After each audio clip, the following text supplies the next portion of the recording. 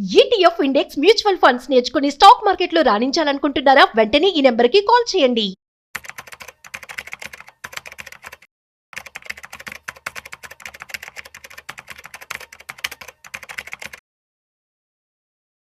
రీసెంట్‌గా నేను ఒక ఆర్టికల్ చదివాను. అందులో ఏంటి అంటే 7 సంవత్సరాల పాటు నిర్విరామంగా సిప్‌లో ఇన్వెస్ట్‌మెంట్ చేశారట.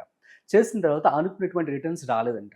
సో, తను ఏం చెప్తున్నారంటే ఎనలిస్ట్‌లు అదేవిధంగా సర్టిఫైడ్ ప్లానర్స్ ఉంటారు కదా! వారి మాటలు విని పెట్టుబడి పెట్టాను.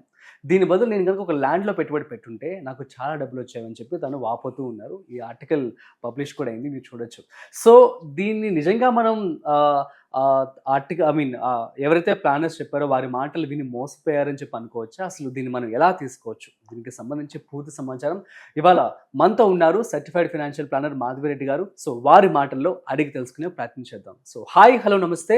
Welcome to Suman TV. నేను మీ Rajeev Pasupuleti. So, let's start. Hi ma'am, నమస్తే. నమస్తే అండి. మ్యామ్, రీసెంట్‌గా సో మీ మీద అలిగేషన్స్ చేస్తున్నారు. మీ మీద in the sense certified planners మీద. అవును. సో దీన్ని మనం ఎలా తీసుకోవచ్చు ఏంటి? అండి, అంటే వాళ్ళు చెప్పేది మనం ఒక ఎగ్జాంపుల్ తో నేను క్యాలిక్యులేషన్స్ తో చెప్తానండి. సో Okay, అప్పుడైతే very good. ఏంటంటే సో చాలా మంది ఎమోషనల్ గా వెళ్ళిపోతూ ఉన్నారు. సో క్యాలిక్యులేషన్స్ తో చెప్తే నిజంగా వాళ్ళు చేసిన అలిగేషన్స్, ఇప్పుడు ఆయన అలిగేషన్స్ ఏంటంటే ఎవ్రీ మంత్ 13,000 పెట్టాను, 7 years వరకు పెట్టాను, నా ఇన్వెస్ట్మెంట్ అమౌంట్ 11 లక్షలు. సో 7 సంవత్సరాల తర్వాత చూసుకుంటే అది 16 లక్షలే అయ్యింది. 5 లక్షలు వచ్చింది కదా. బట్ ఆయన CAGR అయితే 7 to 8% వచ్చింది. ఇదే 11 లక్షలు గానీ నేను ల్యాండ్ లో గానీ పెట్టుకుంటే 7 years కి డబుల్ అయ్యేది, లేదు అంటే ట్రిపుల్ కూడా అయ్యేది. ఎక్స్పెక్టేషన్స్ అన్నమాట.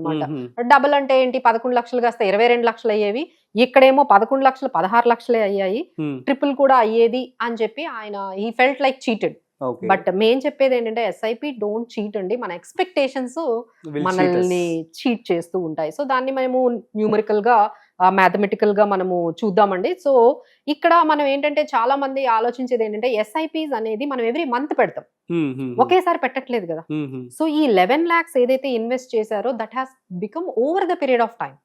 సో ఈ 11 లక్షలు 16 లక్షలే అయ్యాయి అని అందుకని నాకు 7-8% వచ్చింది అనేది రాంగ్ అండి. దీన్ని మేము రిటర్న్స్ గా చూసుకుంటే మనం CAGR అనేది వాడకూడదు.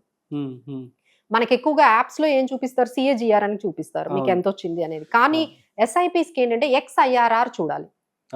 ఎందుకంటే లంసం పెట్టలేదు కదా, మీరు ఎవ్రీ మంత్ పెట్టుకుంటూ వచ్చారు కదా, ఒకేసారి ఎక్కడ పెట్టారు. సో ఇలా చేసుకుంటే XIRR 11% వస్తుంది. సో ఫస్ట్ అది మీరు గమనించాలి. CAGR ని తీసుకొని అంతే రిటర్న్ వచ్చిందని మీరు బాధపడడం తప్పు కాదు. అదే మీరు ల్యాండ్ లో పెడితే నెలకి 13,000 పెడితే వర్కౌట్ అవుతుందండి? అదే కదా, మీరు లంసం పెట్టాలి కదా. ఈ 11 లక్షలు మీరు లంసం పెడితే నిజంగా డబుల్ అవుతుంది అని అనుకోవచ్చు. బట్ మీరు 11 లక్షలు లంసం రావాలి అంటే ఎక్కడో దగ్గర లోన్ చేస్తున్నారు, మళ్ళీ కూడా పర్సనల్ లోన్ తీసుకుంటున్నారు, మరి దాని మీద 12% కట్టాలి కదా. 18 ఉంది. సో మీకు ఇక్కడ డబుల్ అవుతుంది అంటే మీకు అక్కడ 11% వస్తుంది, ట్రిపుల్ అవుతుంది అంటే 17% వస్తుంది అనుకుంటే ఈ 12% తీసేస్తే ఇంకా మీకు ఎంత మిగులుతుంది? ఇంకా 5% మిగులుతుంది. సో అది ఎక్కడ లాజిక్? సో అది మీరు గమనించుకోవాలి. ఆ తర్వాత మేం చెప్పేది ఏంటంటే ఈ 13,000 ఇంకొక 3 years గానీ మీరు కంటిన్యూ చేసినట్లయితే 28 lakhs అయ్యేది. అదే ఇంకా 10 years చేసినట్లయితే దాదాపుగా మీకు 28 lakhs అయ్యేవి. ఎందుకంటే ఎక్స్ట్రా 3 years అంటే 7 years చేస్తే మీకు 16 lakhs వచ్చాయి.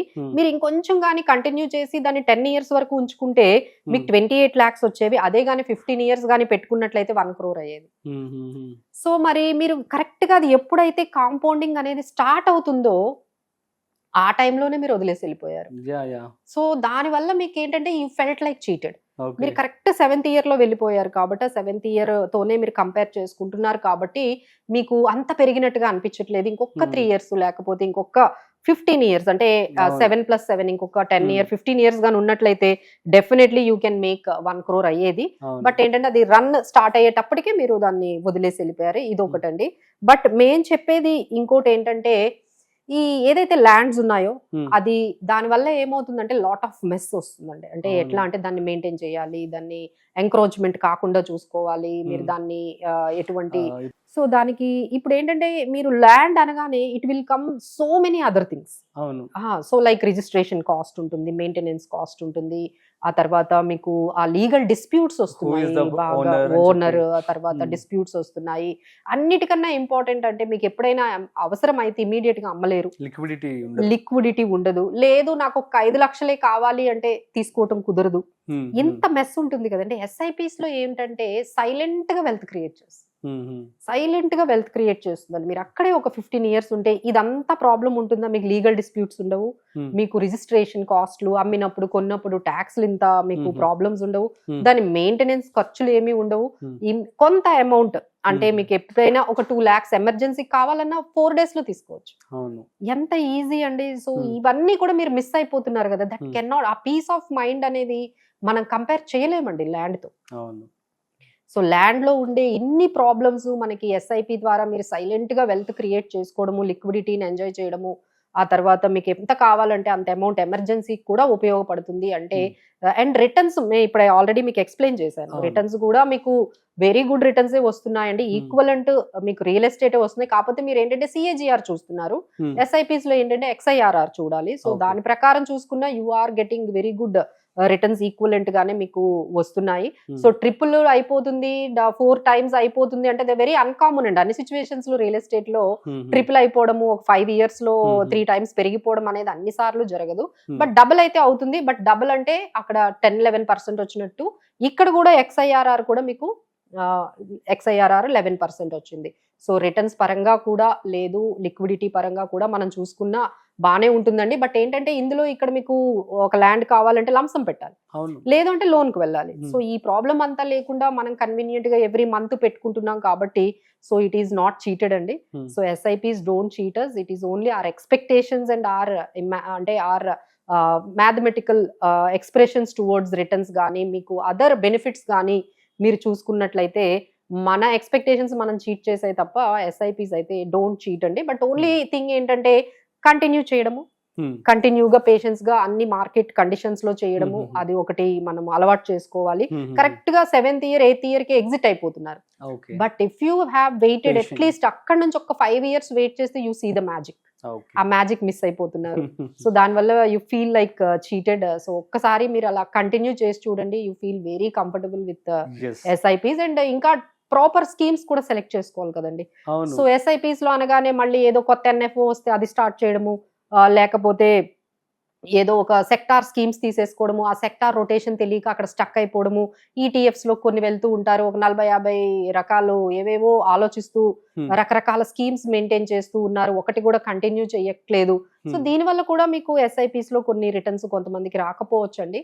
సో ఫైనాన్షియల్ ప్లానర్స్ ద్వారా మా దగ్గరకు వస్తే మేమైతే ప్రాపర్ గా ఎలా మీ రిస్క్ తగ్గట్టు ఎలాంటి స్కీమ్స్ పెట్టుకుంటే బాగుంటుంది, ఎలాంటి మార్కెట్ సిచ్యువేషన్స్ లో అయినా మీకు పోర్ట్ఫోలియోలో బెటర్ రిటర్న్ వచ్చేటట్టుగా మనం ఎలా చేసుకోవాలి అంటే ఓన్లీ రిటర్న్స్ చేసుకుంటూ వెళ్తే రిస్క్ ఎక్కువ ఉంటుందండి. సో రిటర్న్స్ వైపే కాకుండా మనకి ఎలాంటి సిచ్యువేషన్ లో అయినా మనకి ప్రాపర్ గా 12-15% వచ్చేటట్టుగా మనం మేనేజ్ చేసుకున్నట్లయితే definitely it will beat real estate. Super ma'am, thank you so much. So guys మరి అర్థమైంది కదా. సో మరి మీరు తెలివిగా ఇన్వెస్ట్మెంట్ చేసుకుంటే ఆబ్వియస్లీ మీరు మంచి రిటర్న్స్ చూసేవారు. కానీ ఇక్కడ విషయంలో ఏం జరిగిందంటే తను సిప్తో మీరు ల్యాండ్ ఒకేసారి కొనలేరు కదా. సో అక్కడే లాజిక్ మిస్ అయిపోయిందని చెప్పి మనం అనుకోవచ్చు. మ్యామ్ చాలా చక్కగా వివరించారు. సో మీ అందరికీ అర్థమైందని చెప్పి అనుకుంటున్నాను. ఇంకేమైనా డౌట్స్ కనుకున్నట్లయితే ప్లీజ్ కామెంట్ చేయండి, మేము రిప్లై ఇస్తాం. సో మరొక ఇంట్రెస్టింగ్ కామెంట్తో మళ్ళీ కలుద్దాం. అంతవరకు చూస్తూనే ఉండండి Suman TV. This is Rajeev signing off. Video నచ్చినట్లయితే like, share and subscribe. Thanks for watching.